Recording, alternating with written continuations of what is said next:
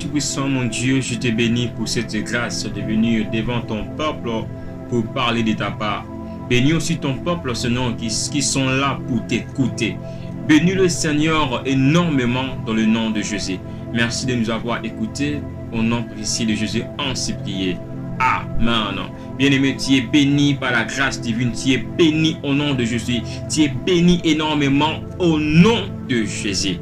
C'est une grâce d'être devant la parole de Dieu.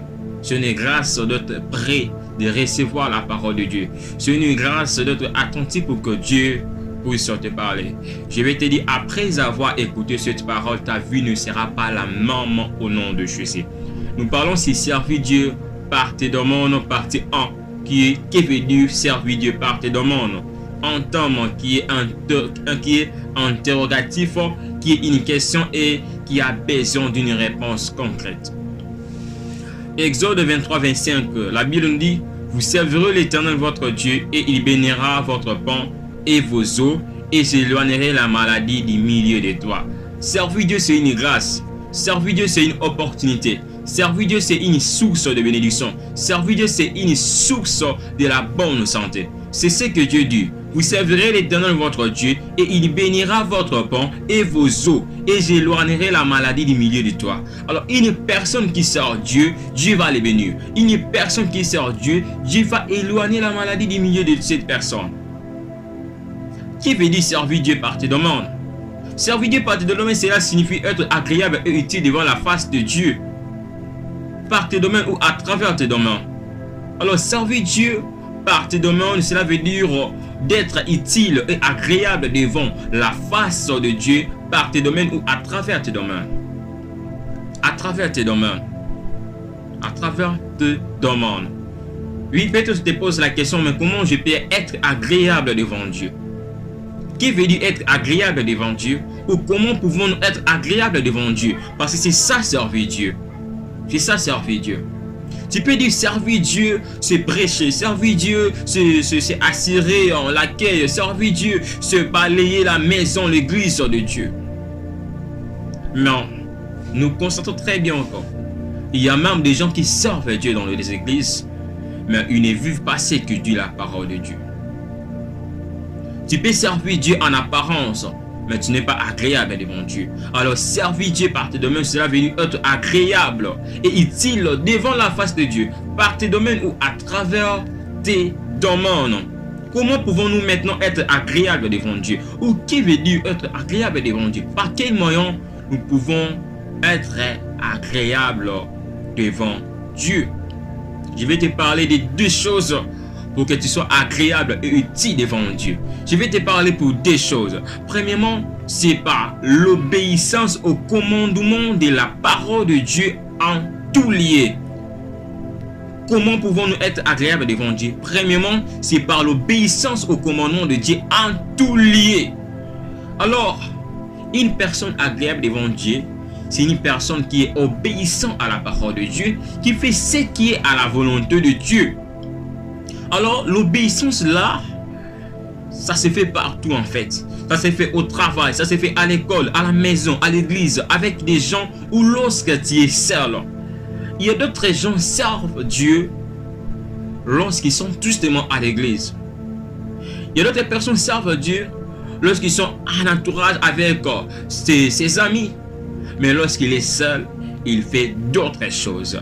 Alors, servir Dieu, c'est être agréable devant Dieu. Puis être agréable devant Dieu est assuré par l'obéissance au commandement de la parole de Dieu en tout lieu. Au travail, à l'école, à la maison, à l'église, avec des gens ou lorsque tu es seul.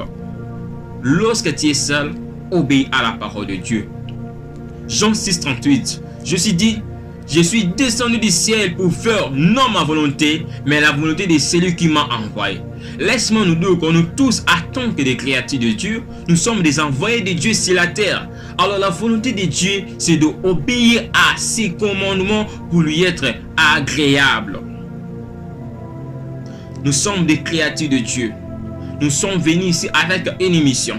Alors pour accomplir cette mission-là, nous avons besoin de l'intervention de Dieu. Nous avons besoin des instructions de Dieu. Et puis, lorsque maintenant nous serons désobéissants, c'est-à-dire nous serons désobéissants selon la parole de Dieu, nous serons désobéissants au commandement de la parole de Dieu, nous aurons cette grâce-là d'accomplir notre mission.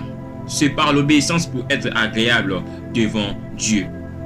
Par l'obéissance. Alors tu peux poser encore la question, mais comment je peux obéir? Comment je peux être obéissant devant Dieu? Comment je peux devenir un enfant obéissant devant Dieu? Comment, par quel moyen que je peux devenir en obéissant à la face de Dieu? La parole nous dit tout justement dans Josué chapitre 1, le verset 8. Regardez ce qu'il a bien nous dit. Que ce livre de la loi ne s'éloigne point de ta bouche, médite les jours et nuits pour agir fidèlement selon tout ce qui est écrit. Car c'est alors que tu auras du succès dans tes entreprises, c'est alors que tu réussiras. Regardez, pour agir fidèlement selon tout ce qui est écrit. Bien aimé, toute la force est dans la parole de Dieu pour obéir à la parole de Dieu.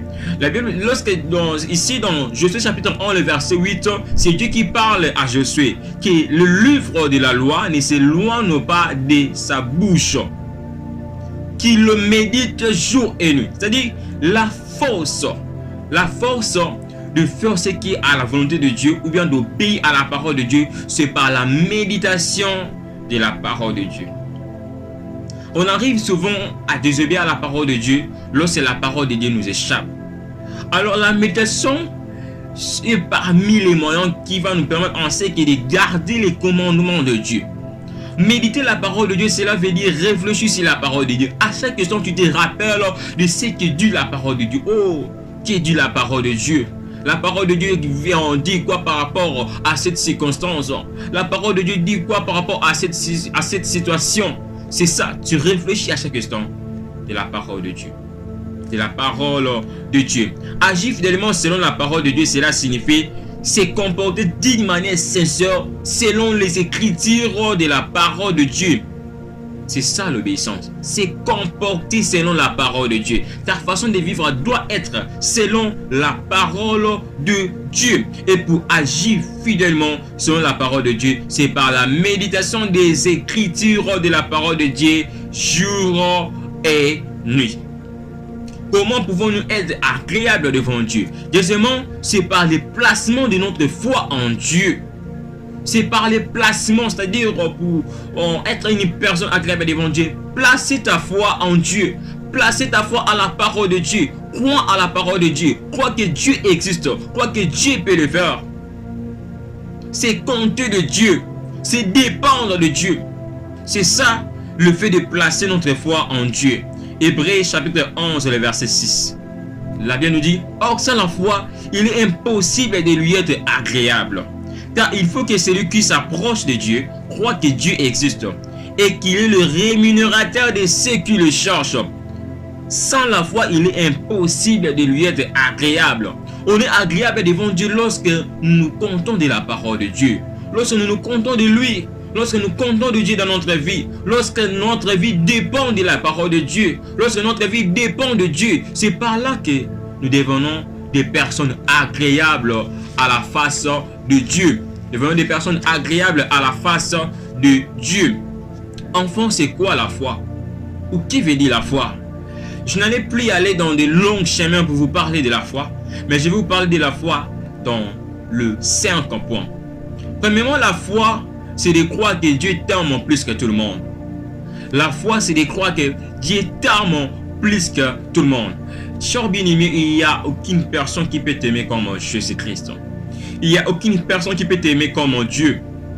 Deuxièmement, la foi, c'est de croire que Dieu te connaît plus que tout le monde. Même tes parents ne te connaissent pas plus que Dieu. Même moi, je ne te connais pas plus que Dieu. Même ton camarade, tes proches ne te connaissent pas plus que Dieu. Dieu te connaît plus que tout le monde parce que c'est celui qui t'a créé. Troisièmement, la foi, c'est de croire que Dieu t'écoute pendant la prière. Alors si tu fais ta prière, tu n'as pas la foi, tu dis que non, Dieu ne m'écoute pas. C'est ça déjà, il manque de foi. Alors la foi, c'est de croire que Dieu t'écoute pendant la prière. Tu es assuré, oui, de la façon que j'ai prié, Dieu est en train de m'écouter. 4, la foi, c'est de croire que Dieu veut te faire ce que tu lui demandes. Lorsque tu as cette assurance-là que oui, Dieu aussi veut le faire. Ce que je demande est à la volonté de Dieu. Dieu veut faire ce que je lui demande. Et 5e, la foi, c'est de croire que Dieu peut faire ce que tu lui demandes. C'est-à-dire de croire à la possibilité de Dieu. De croire à la capacité de Dieu. Qui veut dire servir Dieu par tes domaines. Nous allons citer ici, servir Dieu par tes domaines, cela signifie être agréable ou utile devant Dieu par tout ce qui t'appartient, comme tes biens. Cela signifie aussi être servir Dieu par tes domaines signifie aussi être agréable devant Dieu par tes biens, par ton travail, par ta richesse, être agréable devant Dieu en toutes choses. Que Dieu nous bénisse abondamment.